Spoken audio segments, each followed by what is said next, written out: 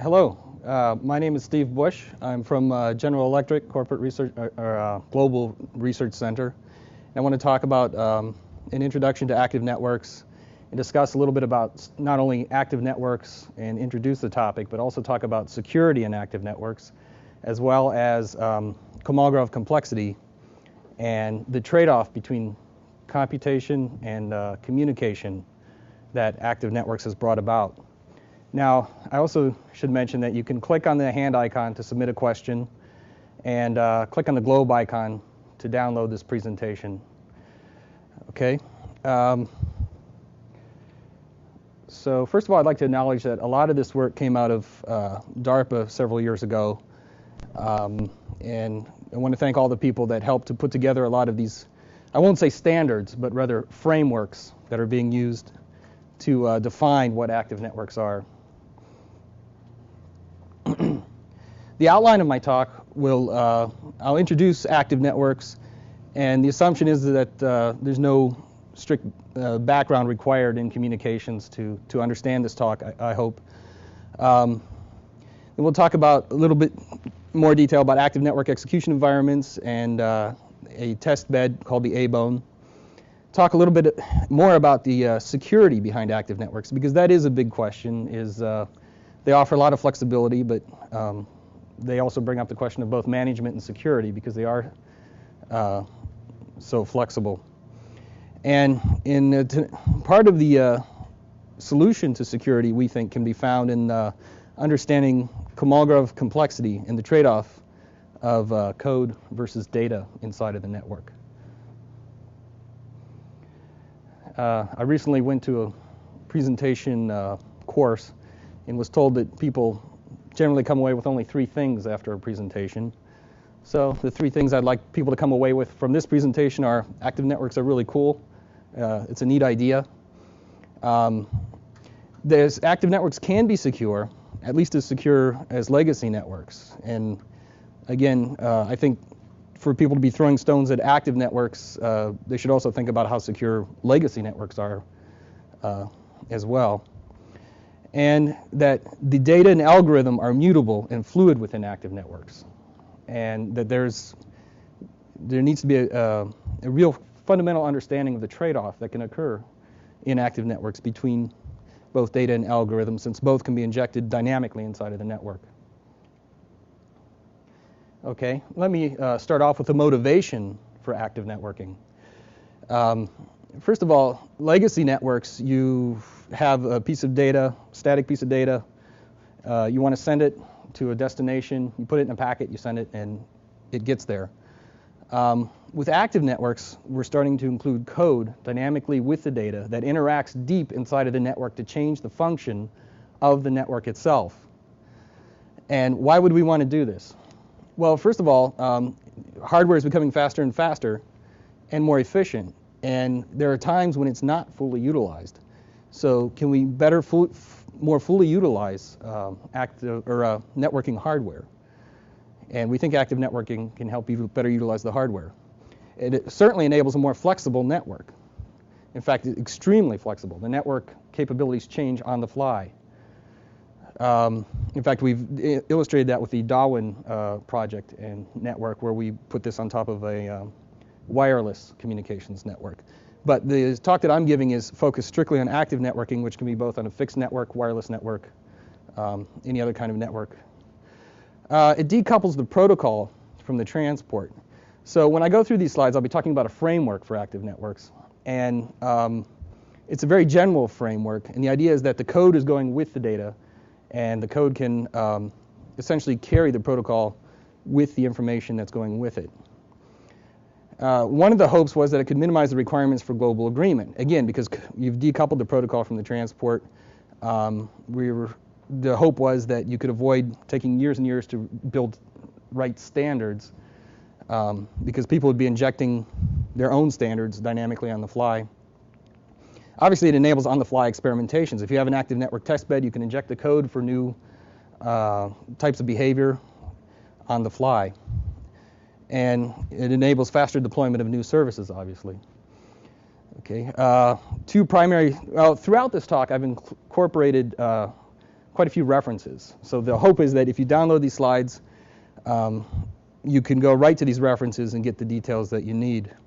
The website would point to the work by DARPA on this topic, and there's an email list for conversations going on related to development of active networking. Just to reiterate again, if you look at it as an evolution, traditional packet networks, there was header data, and you inject your data on one side, network takes it to the other side through routers, switches, bridges, hubs, etc. But with active networking, code can now appear inside of the packets.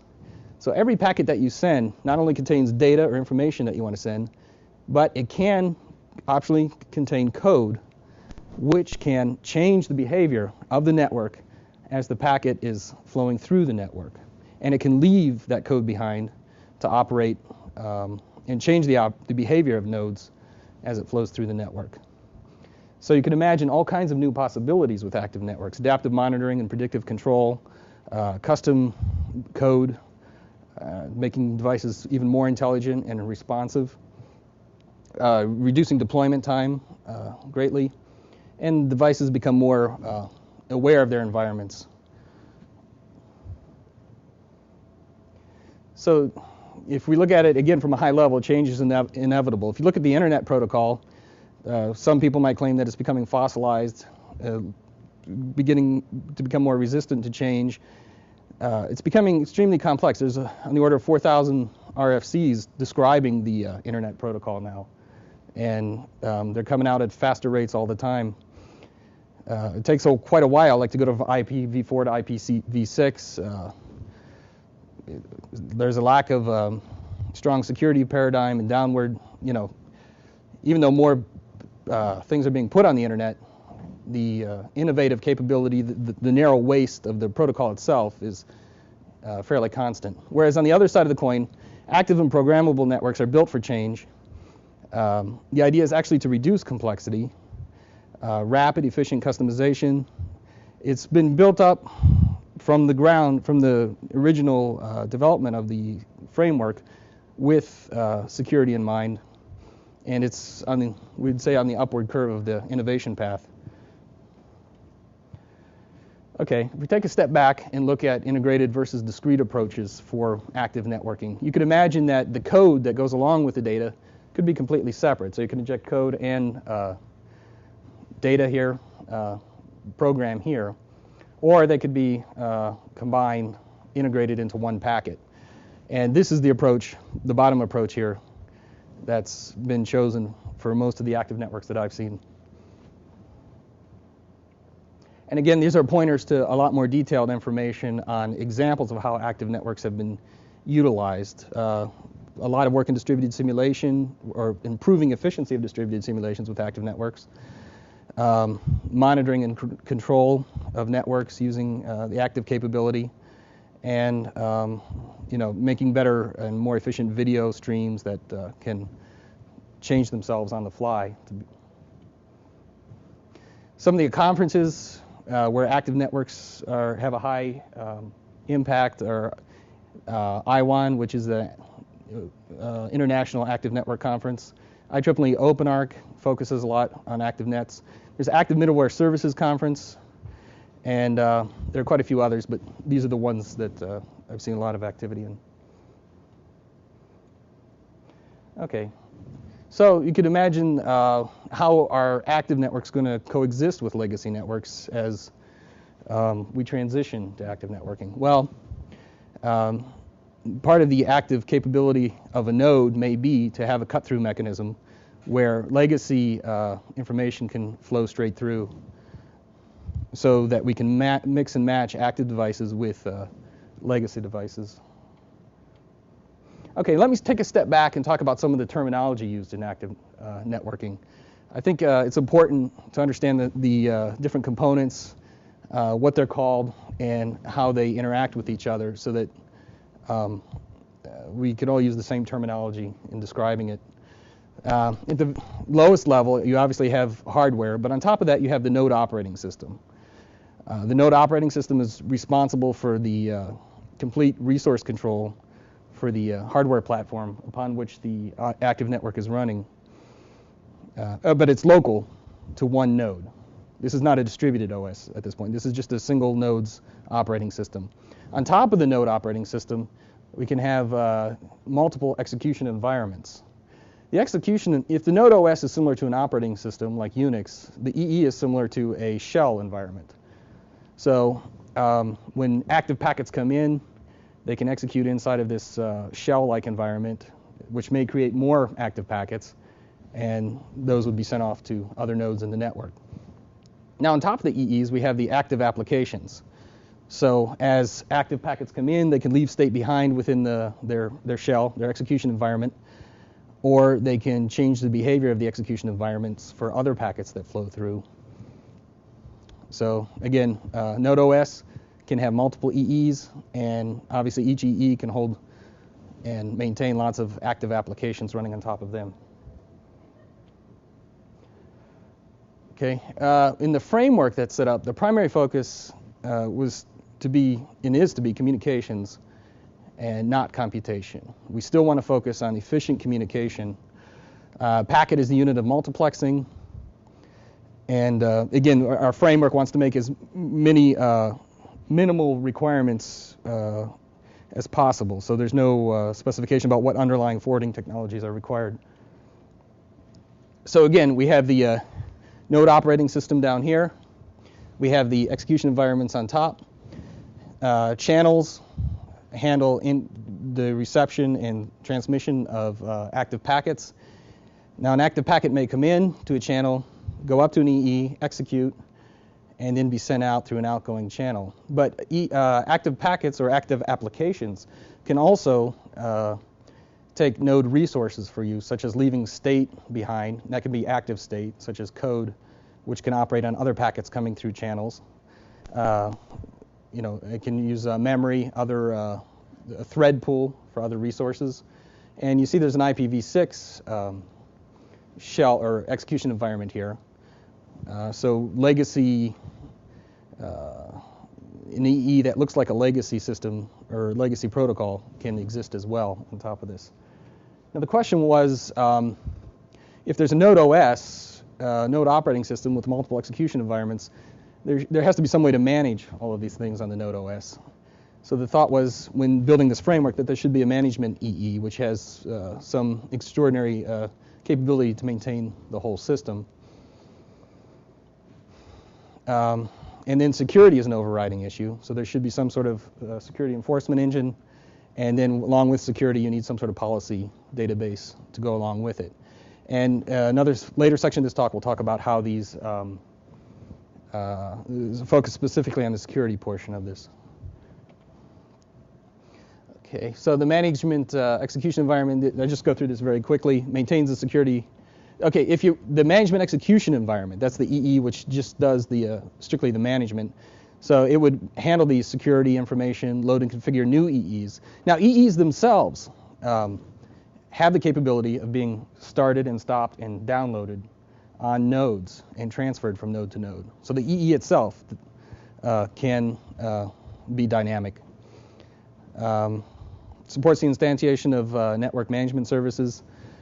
And ANetD is, the A-bone is the test bed where a lot of these concepts have been implemented and experimented with. Okay. Now, in legacy networking, there's a distinction between in-systems and intermediate systems, the edge nodes and the intermediate nodes. And the idea in active networking is that there should be no distinction between the EEs and the intermediate systems. We should minimize that distinction. Every EE can operate in the middle, deep inside of the middle of the network, and forward packets.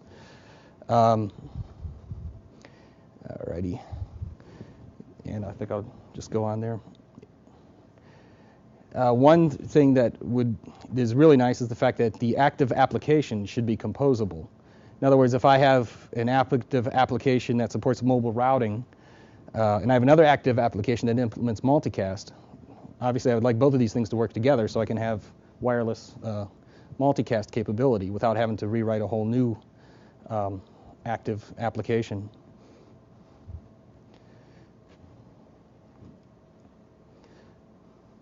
Okay, so the node operating system was at the lowest point above the hardware. Its primary role is the mediator of resources. And as mediator of the resources, it has to be very concerned about security. So we do, again, I'll talk about the security framework in more detail later. But related to security is putting some sort of bounds on resource usage. And there are three resources that could be utilized inside the network that we look at here.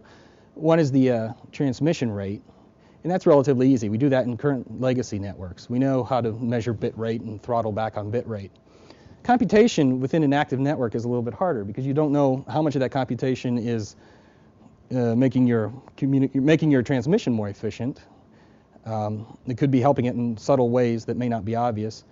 And the National Institutes of Standards and Technology had worked with us on a way of being able to measure computation inside of an active network and being able to throttle back on code that looked like it may be malicious.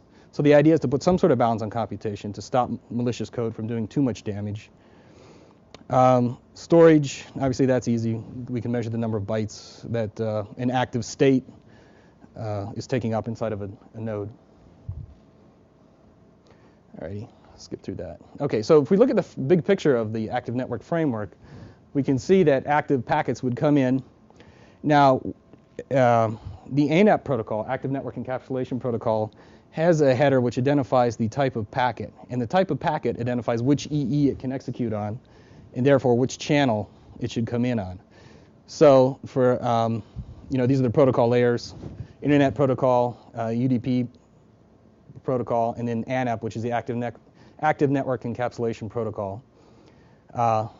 It goes to an EE, which then can strip out the code from the packet, execute the code, and then possibly generate more packets and forward them on out through output processing, out to a scheduler to be transmitted.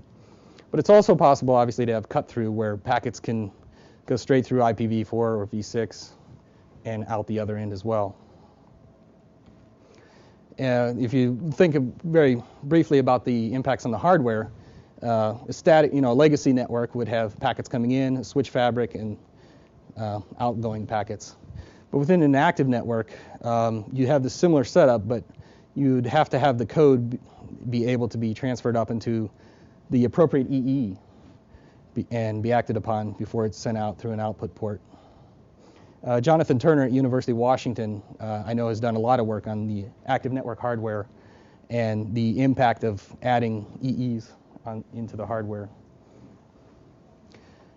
So here's more hardware references that you could look at for more detail. Okay, now as I mentioned, it's possible that an active packet could leave state behind, like an ant leaving a pheromone behind or a trail of crumbs. Active packets, okay, and we call this both small state and global state, and we make the distinction between the two because small state is within one active application. So one active application may leave state behind for other packets of that same application to act upon. And this is somewhat of a security mechanism because you wouldn't want to have other active applications come in and modify that state that were not intended to do that. Global state is available for any active application to act upon or to use. So in other words, its access is completely open.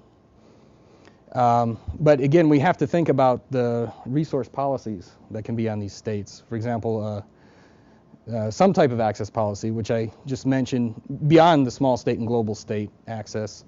A time to live, in other words, you don't want packets piling up or claiming parts of your state, your memory, and never using them, never letting them go. So they should be able to die out after some time period.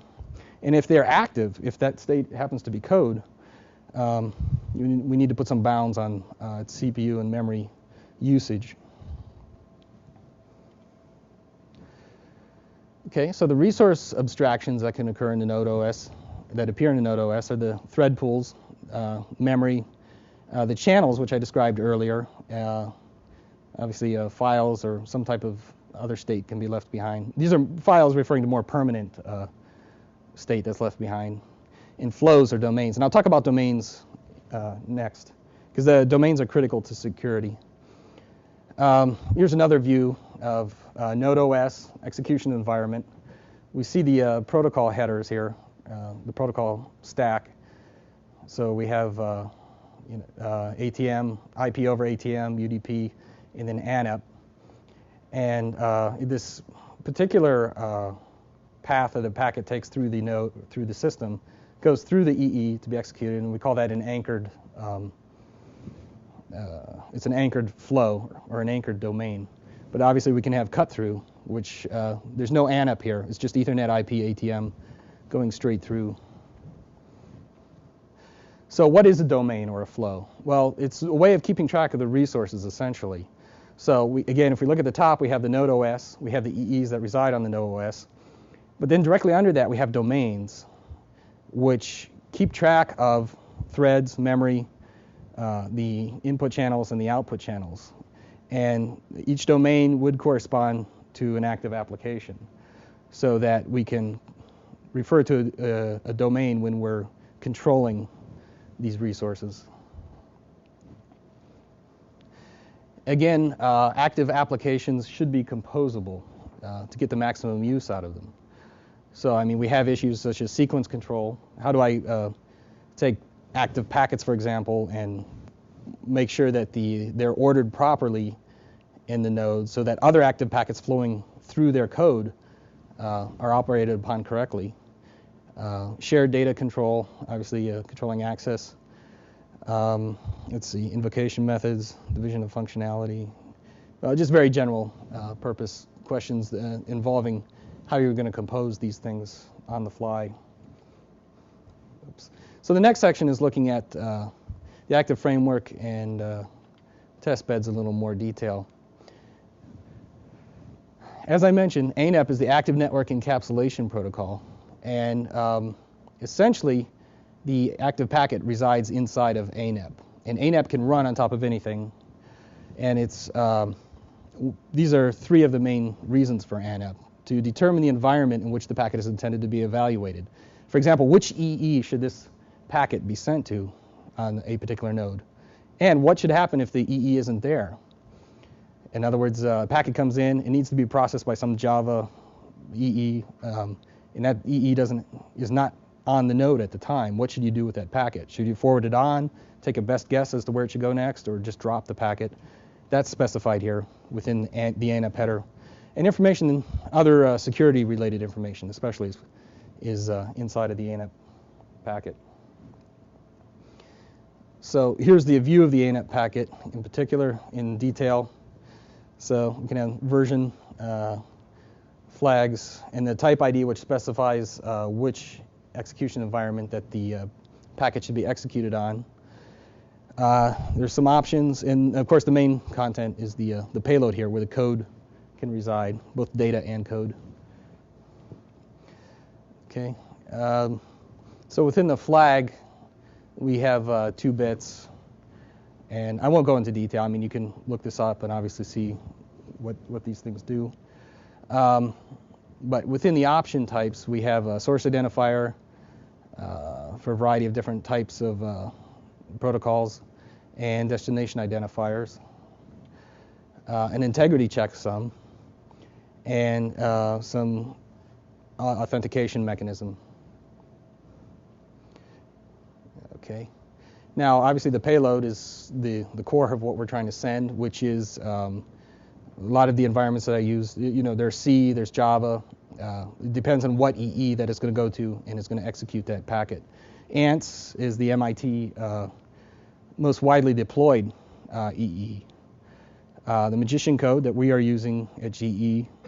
There's ASP at ISI, Smart Packet code, and Plan code from University of Pennsylvania. And each of these EEs has some type of research objective that they were trying to experiment with. For example, the Plan code, something like ANTS and Magician are Java-based, and they're very flexible, very open, whereas the people at UPenn were using Plan. Plan is built on a language called Camel, which is very restrictive. And the idea was that they wanted to see how much security they could get, but at the cost of having a very restrictive language. The active network backbone, or A-bone, is maintained by SRI, and the idea is to build a large-scale active network test bed that could be used to run a variety of all of these different types of EEs and node OSs that are being developed. And I have references to that, more details on the A-bone, if you're interested. Are you guys connected to that? We have we signed up to be connected. We're not using it right now, but we have the capability to do that. Do you know about who's on it and how it's operating? If you go to their website, the last time I checked, they had a web page which will show who's registered on there, and they'll actually show you the status, how much capacity is being used along each link, and very detailed statistics of that test bed. Okay, let me just talk about the ANTS execution environment, because that's the most widely deployed environment right now. Capsules identify their type as they travel. Okay, there's the type ID, which you saw in the ANAP packet. The design behind ANTS, though, was that a capsule would go out to the next hop node, and if the code, and it would not necessarily carry all the code with it.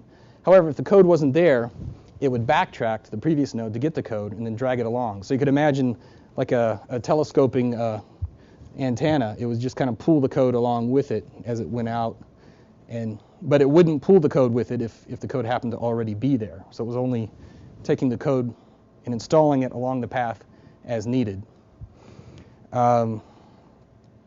Okay.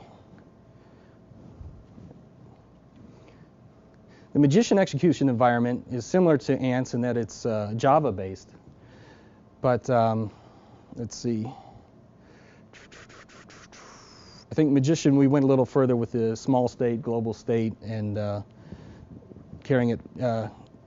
We had kind of broken away from ANTS a while back. So we've added more of a custom stuff that we had been working on. If we look in more detail at the smart packet structure, which is inside of the ANAP packet, you can see that we still have the version flags, type ID. This is all part of standard ANAP. These are the optional portion of the ANAP packet here.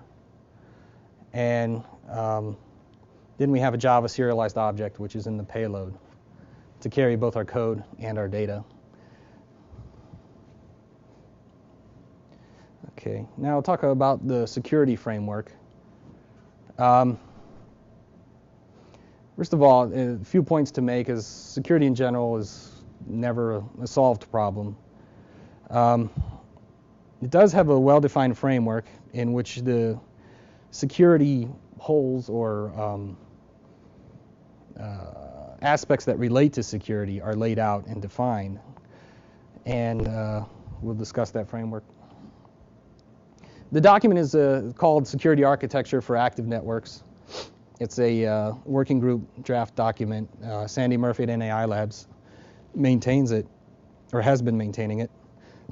And there's information on the mailing list if you want to get it. We start out with some of the high-level abstractions. Obviously, there's security policies.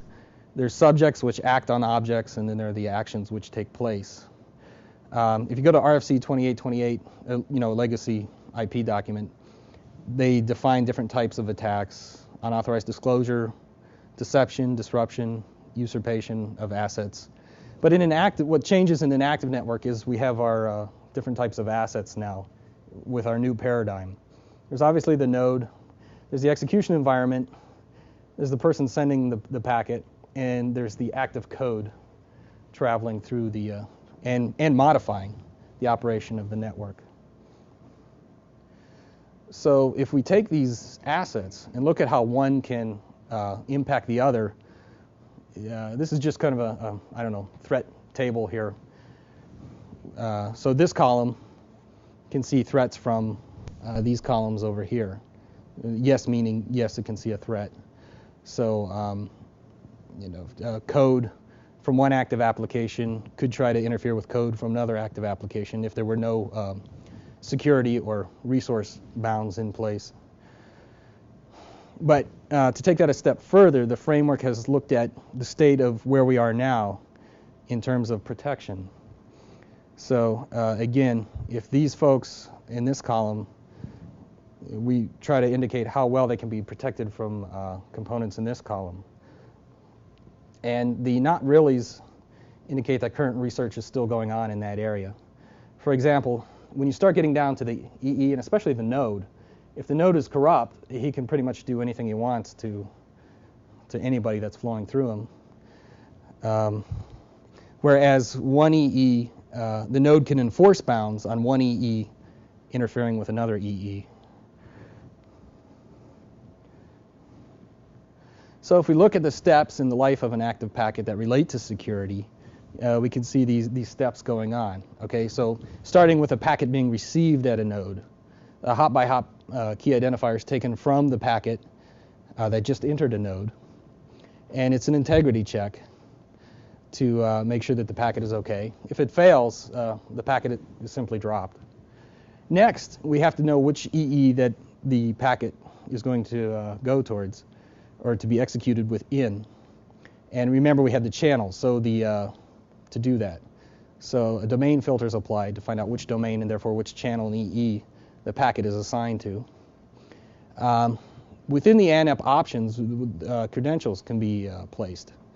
In the credentials, there can be multiple credentials to allow activity for the code to do various predefined things.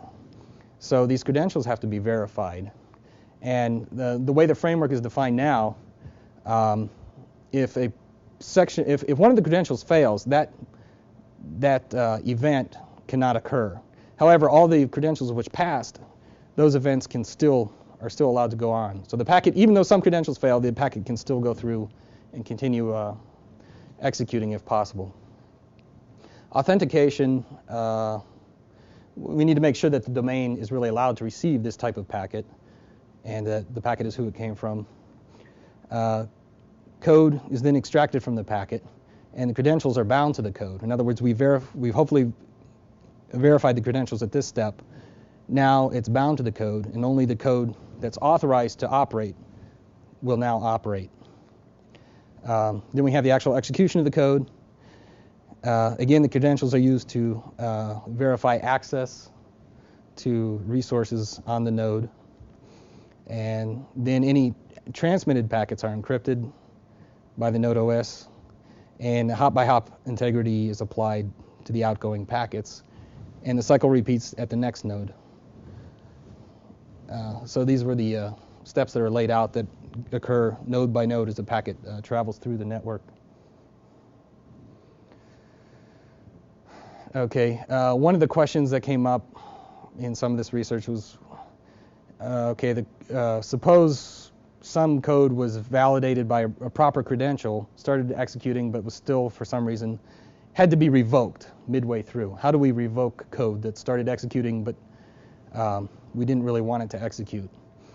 NAI Labs was looking at active network fault response mechanisms to revoke the code. So we had the complexity techniques that we had developed, try to spot misbehaving code and instigate a revocation at that point. And there's a graph here that kind of shows at a higher level. The way we worked with them was with NAI Labs. They had the revocation tool, but that was in a totally different EE. So we have two execution environments on the same node working collaboratively.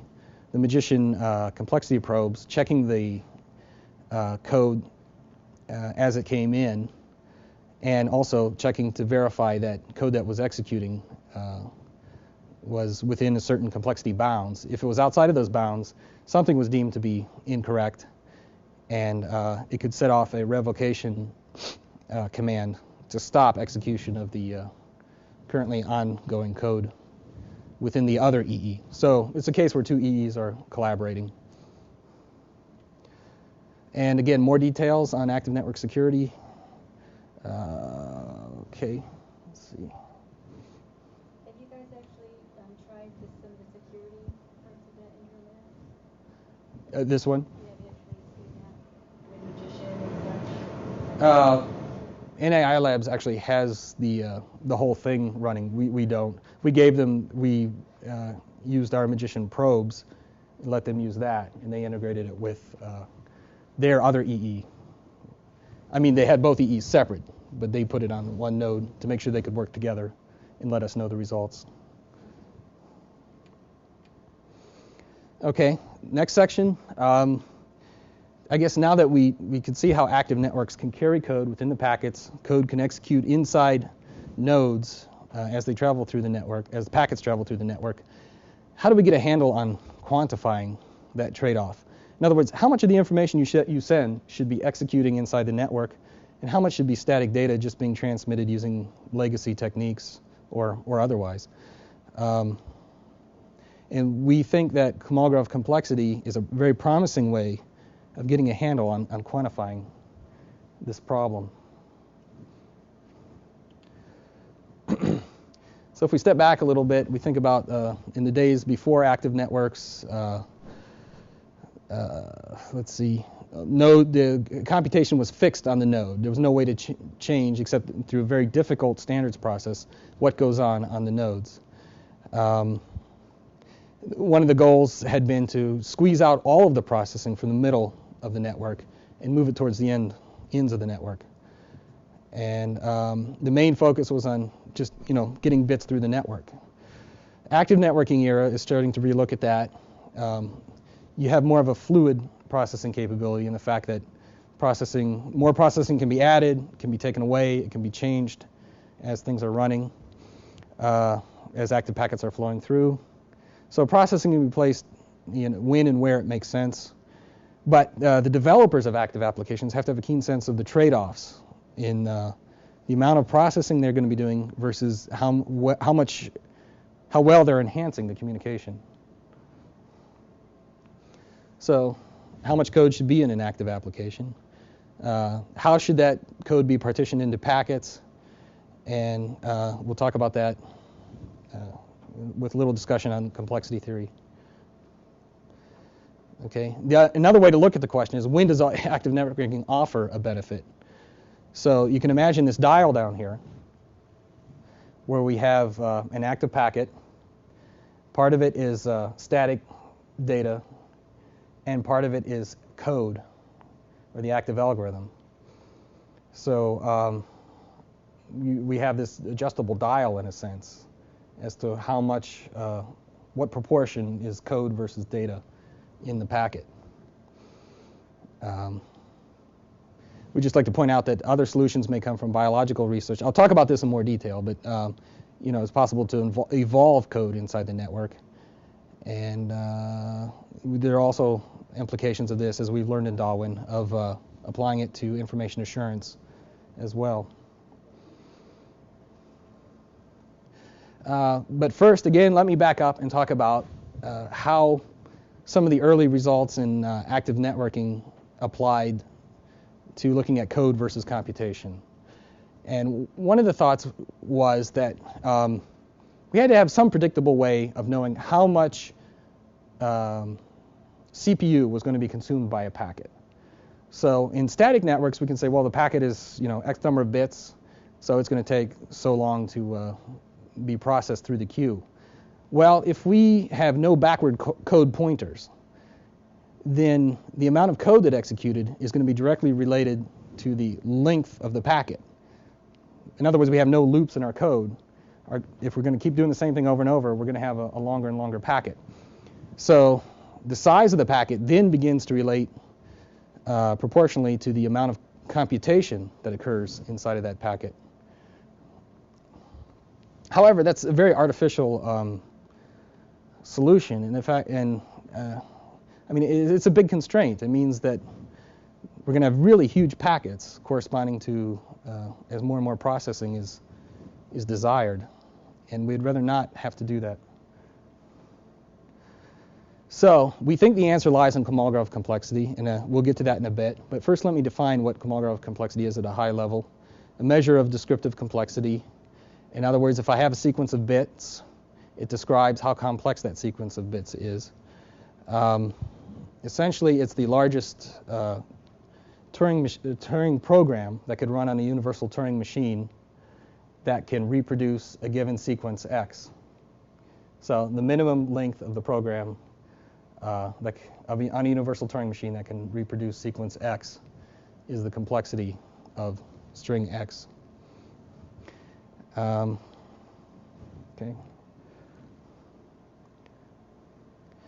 And the way to view that is thinking in terms of information density here.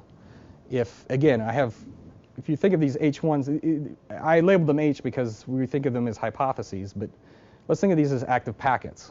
So here's one active packet that is static data. So it's this long, essentially. Now we have exactly the same information on all of these packets, but now we start to put some of the code, the sequence, in algorithmic form. So we see that the packets can reduce in size as that trade-off, as we find that optimal trade-off between the amount of data and the amount of code to represent that data. And the Kolmogorov complexity would be the smallest possible, or an estimate of it anyway, would be the smallest possible packet that contains the optimal proportion of data and code.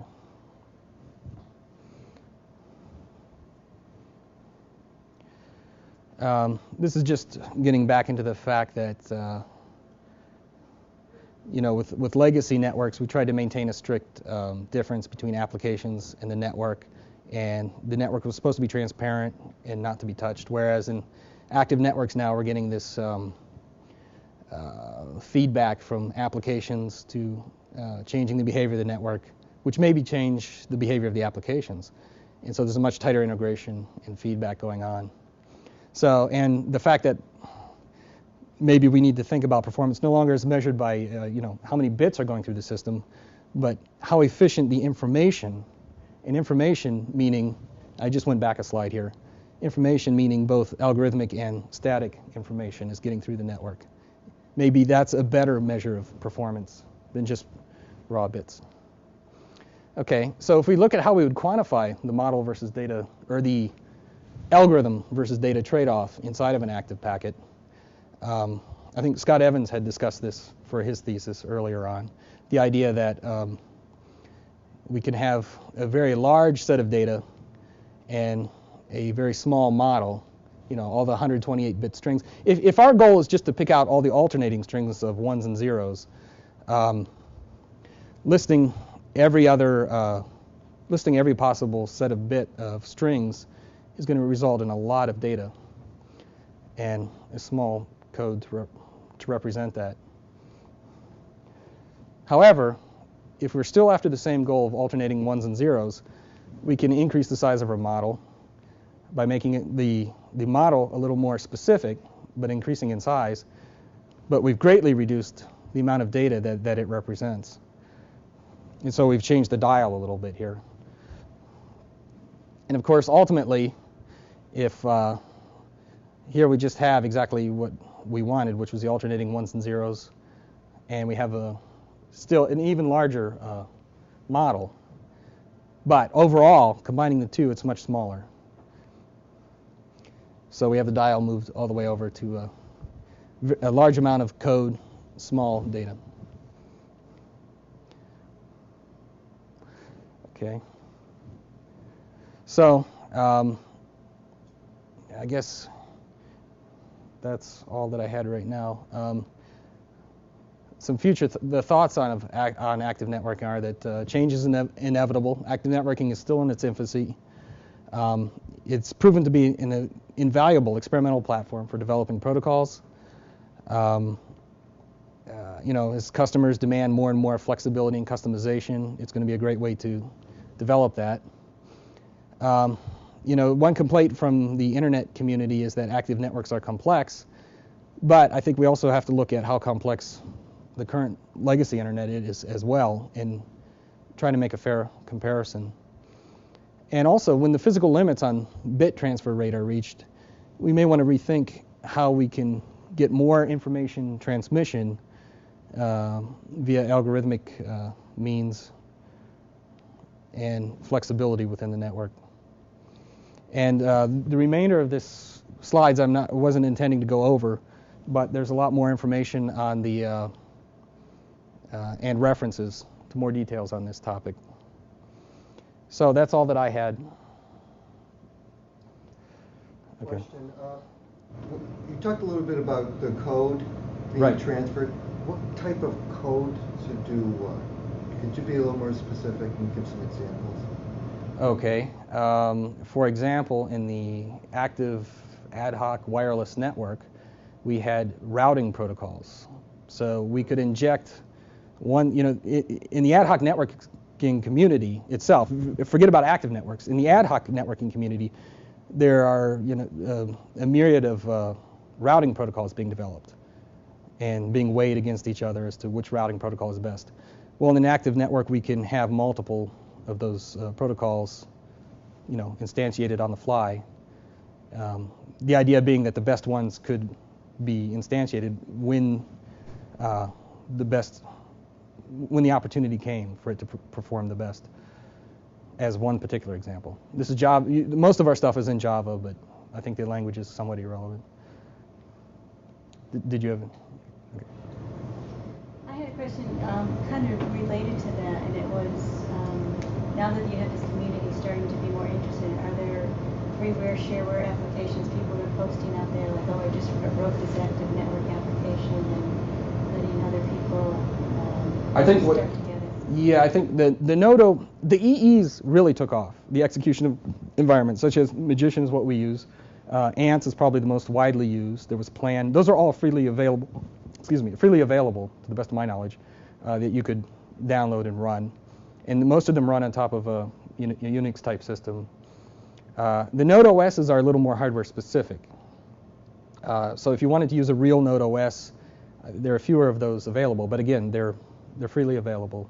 I think if you follow the references in here, I had some pointers to some places where you could get both Node OSs and the EEs definitely. How about the AAs, applications? There are some of those available freely. I mean, obviously, the big joke was everybody was doing ping as the major active application that initially people were experimenting with. But obviously, there are active applications out there. If you look at the A-bone, might be the best place to look, and you'll see what active applications are going on that large test bed, and many of them are freely available. If you have Magician, we do what comes with it are some example active applications. I had done one on that's freely available, which is the ability to inject models into the network to predict forward in time. There's a smart ping which comes with Magician. I can't remember. I think there were a few other active applications we added with Magician itself that are come with it. Alrighty.